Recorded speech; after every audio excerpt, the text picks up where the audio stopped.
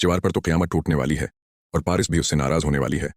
Paris जवार के पास आते हुए जितनी खुश नजर आ रही थी, इतना ही बड़ा दुख उसके हिस्से में आने वाला है। जैसे ही जवार घर पहुंचता है तो रेशम के वालिदीन रेशम और जवार की शादी की तारीख तय करने के लिए घर में मौजूद होते हैं।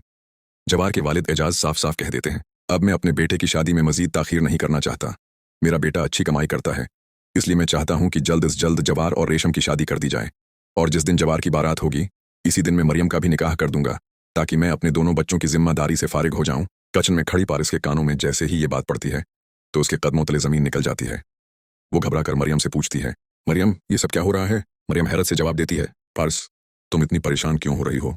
जवार भाई और रेशम की शादी तो बचपन से ही तय है और उम्मी अबू बहुत जल्द इन दोनों की शादी करवाने वाले हैं।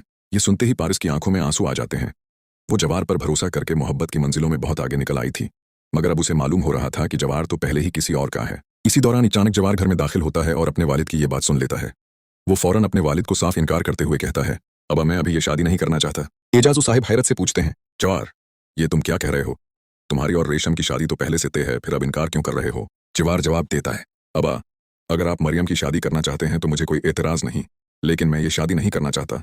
एजाज साहिब गुस्से और हैरानी से कहते हैं, अगर तुम शादी नहीं करोगे तो फिर रेशम का क्या बनेगा? जवार मजबूत लहजे में जवाब देता है, रेशम मेरी तरफ से आज़ाद है, अगर वो किसी और से शादी करना चाहे तो बेशक कर ले, मैं उसे नहीं रोकूंगा। ये कहकर जवार वहां से चला जाता है, जबकि रेशम रेशम ये सब सुनकर जैसे पत्थर की मूर्त बन जाती है।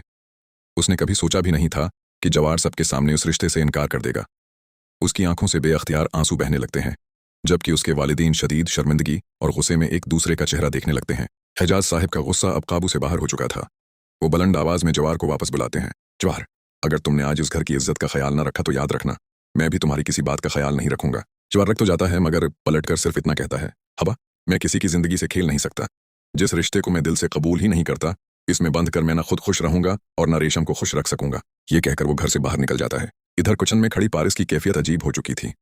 एक तरफ उसे जवार की बातों से ये एहसास हुआ कि वो रेशम से शादी नहीं करना चाहता, लेकिन दूसरी तरफ उसे ये भी मालूम नहीं था कि आखिर इस इनकार की असल वजह क्या है। इसके दिल में बेशुमार सवाल उठने लगे। मरियम आहिस्ता से पारिस के कंधे पर हाथ रखकर बोली, पारिस तुम ठीक तो हो? पारिस ने नम आंखों से मुस्कुराने की कोशिश की और कहा, मैं बिल्कुल ठीक हूँ। शायद मुझे ही कुछ गलत फहमी हुई थी, मगर उसके दिल की बेचैनी उसकी आंखों से साफ जाहिर हो रही थी। दूसरी